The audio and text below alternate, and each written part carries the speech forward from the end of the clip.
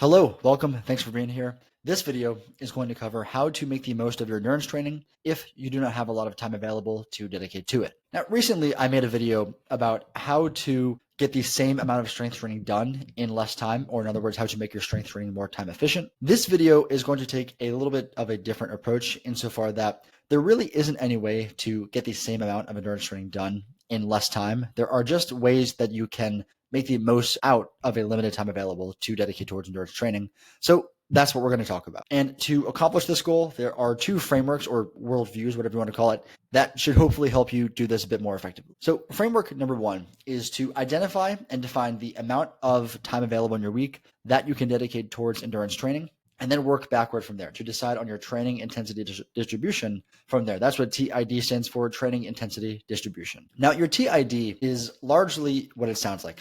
Presumably you're going to have some volume of endurance training you do in a week. Your TID is how much of that volume you spend at a hard to very hard intensity, how much you spend at a moderate intensity, and how much you spend at an easy intensity. There were recently two pretty big papers published that I'll link down below for your reference to look at what is possibly the optimal training intensity distribution for endurance improvements in general. And the general consensus was that doing a lot of training at a low intensity and some at a hard to very hard, although that kind of depends on fitness level, was ideal and typically led to the best results long term. And that's kind of the idea behind the whole craze behind zone 2 training, low heart rate training, stuff like that. However, this presumes that you have as much time as you want to dedicate towards endurance training throughout a week. So you might wonder, why am I bringing this up in a video about time constrained endurance training? And the reason is that, this whole craze behind zone 2 training, low heart training, stuff like that might not apply to you or might be useless to you if you are a person who is in the situation. Now, again, the reason that low heart rate training is helpful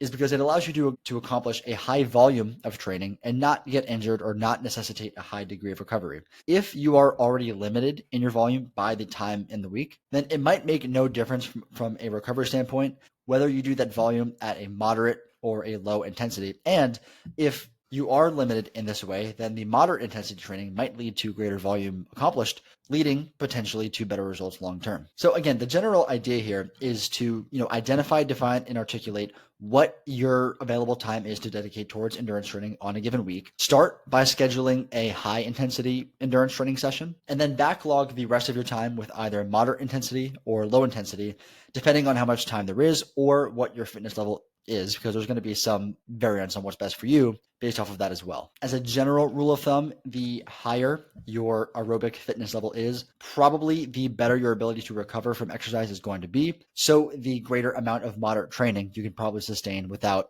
exacerbated needs for recovery. And I put this little blurb here just to say that it does not really matter how much time you end up finding available for this, if it's just 30 minutes twice a week, so 2 15-minute sessions, that's fine. You can still use this framework and you can still see results long term. So just to get the brain juices going a bit more, I wanted to give a few examples as to what this might look like. So again, let's say you are that person who has 30 minutes available across the entire week, and you're going to split that up into 2 15-minute sessions. You could do each session as a 5-minute easy to start, followed by 10 minutes at moderate to near max effort. Or you could do one in that manner and turn one into a high intensity interval training session. Now, there's different reasons why you might choose one over the other, but for most people, this isn't going to come with a huge need for recovery and will reliably bring your results long term. As another example, let's say you have 3 20-minute sessions available in the week, or in other words, 60 minutes total across the entire week. You could do all 3 sessions at a moderate intensity, and ideally starting with a 5-minute easy to warm up, or you could do 2 at a moderate intensity and 1 at a max effort. And again, this max effort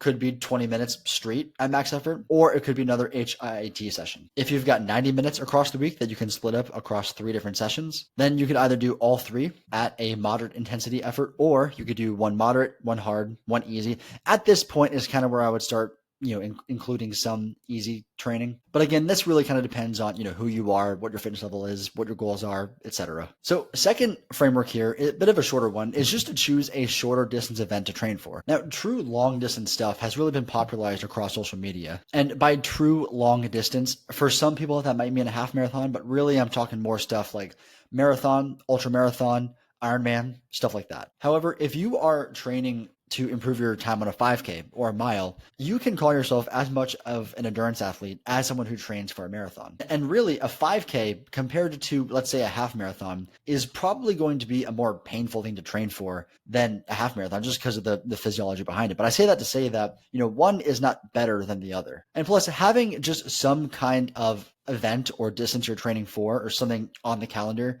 can make your training a lot more fun. Now, what constitutes a shorter distance is going to look a little bit different for everybody, but can be accomplished with just 2 to 3 sessions per week. And that is true for, let's say up to a 10K. You absolutely could train for a half marathon with just 3 sessions per week also, but these sessions themselves might be a little bit longer in duration. And I put this last little bullet point here to say that this is not, a beginner versus advanced sort of thing. If you've done marathons in the past and now you're at a point in life where you have a little bit less time available to do this sort of stuff, training and improving your time on a 5K is not going to hurt your marathon time and is still going to improve your endurance at large. So this applies to everybody. And with that said, that concludes all the slides that I have here for you today. So I hope you found that somewhat helpful or interesting or somewhere in between. And if you got any questions, don't hesitate to leave them in the comments.